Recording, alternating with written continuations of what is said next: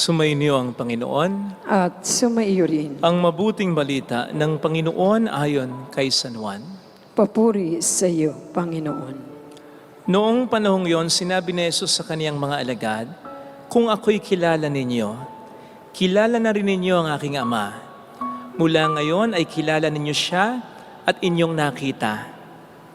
Sinabi sa kanya ni Felipe, "Panginoon, ipakita po niyo sa amin ang Ama at masisiyahan na kami." Sumagot si Jesus, "Matagal na ninyo akong kasama, Felipe. Di yata't hindi mo pa ako nakikilala? Ang nakakita sa akin ay nakakita na sa Ama. Bakit mo sinasabing, pakita mo sa amin ang Ama? Hindi ka ba naniniwalang ako'y sumasa Ama at ang Ama'y sumasa akin? Ang mga salitang sinasabi ko ay hindi ko sinasabi sa ganang aking sarili. Ang Amang sumasa akin ang gumaganap ng kanyang mga gawain. Maniwala kayo sa akin, ako'y sumasa Ama at ang Ama'y sumasa akin. Kung ayaw ninyong maniwala sa sinasabi ko, maniwala kayo dahil sa mga gawang ito. Sinasabi ko sa inyo, ang nananalig sa akin ay makagagawa na mga ginagawa ko at higit pa rito, sapagkat pupunta na ako sa Ama.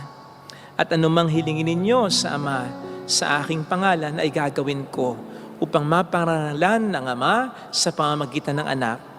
Gagawin ko ang anumang hilingin ninyo sa pangalan ko." Mga kapatid, ang mabuting balita ng Panginoon. Pinupuri ka namin, Panginoong Jesucristo. Welcome sa Our Lady of La Salette Quezon Parish, kung saan ayos lang umiyak. Samahan tayo ng mahal na ina sa pag-iyak at sa pagdarasal upang maging maayos ang lahat. Naranasan niyo na po ba yung ibinigay niyo yung best ninyo? Pero hindi pa rin ito sapat o enough sa tao o sa mga tao. Yung tipong, I did my best, but I think my best wasn't good enough. Ayokong kantahin, baka it won't be good enough. Ano po ang naging reaksyon ninyo? Ano po ang naramdaman ninyo? May nagsabi nga po kasi minsan that nothing can knock you down quicker than giving your best self to someone and it's still not being good enough. Mahirap nga naman yung karanasan. Yung ibinigay mo na ang lahat pero hindi pa rin sapat. Kaya lang, kailangan at dapat nga ba tayong pa-knockdown kung ang best natin ay ating ibinigay naman? Kung nag-review ka naman talaga pero hindi ka pumasa, kung ginalingan mo naman talaga pero hindi ka nanalo, kung sinipagan mo naman talaga pero hindi ka pa rin napopromote sa trabaho, kung maganda naman talaga ang hangarin mo pero hindi ka pa rin binoto, kung ginagawa mo naman talaga ang lahat pero hindi pa rin ito nakikita, kung sobra ka naman talagang magmahal pero pinagpalit ka pa rin sa iba. Indeed, masakit ang karanasang ito pero dapat nga bang pa-knockdown tayo? I don't think so. Sapagkat kung talagang ibinibigay naman natin ang best natin at ito hindi pa rin na-appreciate ng iba, nasa kanila ang problema, wala sa atin. Maniwala ka. Maaring sila ang hindi sapat sa atin at hindi yung tayo ang hindi sapat para sa kanila. Sinabi ko po ito sapagkat parang ganito ang eksena sa ating narinig na Ebanghelyo kung saan sinabi ni Felipe kay Kristo, "Panginoon, ipakita mo sa amin ang Ama at masisiyahan na kami." Sa Ingles, "Lord, show us the Father and it will be enough for us." So, anong ibig sabihin nun? Hindi sila nasisiyahan kay Jesus sa mga sinabi na niya, sinasabi niya, sa mga ginawa niya, sa mga ginagawa pa niya. Sa makatuwid, hindi pa enough, sapat si Jesus. Hindi nga kaya masakit yon para kay Jesus. Pero tingnan po ninyo ang kanyang naging reaksyon. Kulang siya, kalmado lang siya.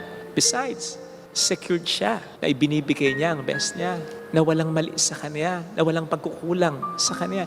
Hindi niya sinabing, ganun ba? Sige, pagsisipagan ko pa, mas gagalingan ko pa. Ganun ba? Sige, ayusin ko pa. Kasi alam niyang maayos na. Alam niyang okay na. Sasabihin ba niya ang nakakita sa kanya ay nakakita na sa Ama if he is not giving and doing his best? Dapat ganun lamang din po ang ating maging reaksyon sa harap ng ingratitude, unappreciation, at rejection. Kung talagang ibinibigay naman natin at ginagawa naman natin ang best natin, hindi po tayo ang dapat na magtanong, ano bang kulang sa akin? Ano bang dapat kong gawin? Ano pa bang dapat kong improve? Kung binibigay at ginagawa na naman natin ang best natin. Sila na hindi nakaka-appreciate, sila na nagre-reject pa rin sa atin, ang dapat magtanong later on, bakit ko nga ba hindi nakita yung ginagawa niya? Bakit nga ba hindi pa siya naging sapat para sa akin? Bakit nga ba pinagpalit ko pa siya sa iba? Sila ang dapat na magtanong niyan. Sila na nagsayang sa atin at hindi tayo na sinayang nila. Sila ang dapat na knock down. Narinig po natin sa ating unang pagbasa ang pagkasayang na ginawa ng mga Hudyo sa katotohanan tungkol kay Kristo na dala at ipinapahayag ni Pablo. Tinanggihan nila kaya ipinahayag sa iba. Kaya inggit na inggit sila later on eh. Samantalang masayang-masaya naman ang mga Hentil. Sapagkat yung sinayang nila, napakinabangan ng iba. You see, this goes to show na hindi talaga masasayang o mauwi sa wala ang mga best na ginagawa at binibigay natin sapagkat kung hindi man ito pahalagahan o makikita ng iba, pahalagahan at makikita ito ng iba pa. Nevertheless, dapat maging maliwanag din po sa atin na ang pagbibigay natin ng best natin lagi ay ayon sa standard ng Diyos at hindi ayon sa standard ng mundo. Sapagkat iba po kasi yung standard ng Diyos as regards pagbibigay natin ng best natin o pagiging best natin. Sa standard ng mundo as regards pagbibigay natin ng best natin o pagiging best natin. Inasmuch as ibang pinahalaga ng Diyos sa pinahalaga ng mundo. Kung sa Diyos ang mas mahalaga in giving and being our best, yung pagiging tapat natin, yung pagiging mabait natin, yung pagiging patas natin, makatarungan natin, yung pagiging matulungin natin, yung pagiging maawain natin, yung pagiging payapa ng buhay natin, yung pagiging mabuting tao natin. Ang mas pinahalagahan kasi ng mundo as regards being and doing our best ay pagiging gwapo, pagiging maganda, pagiging malakas, pagiging sikat, pagiging mayaman, etc. Kaya po pwedeng talagang sa mata ng Diyos ay binibigay natin ang best natin, pero hindi sa mata ng tao. At wag po nating panghinayangan yun sapagkat mas maganda na sa mata ng Diyos. We are giving and doing our best kahit na hindi ito nakikita ng mundo o ng tao. Not just because we ought to please God and not man, but also because sa huli, ang mas pinanghihinayangan ay yung kabaitan, kahinahunan, pagiging mabuting tao, pagiging makatwiran, pagiging mabait, kesa pagiging gwapo, maganda, malakas, o mayaman lang.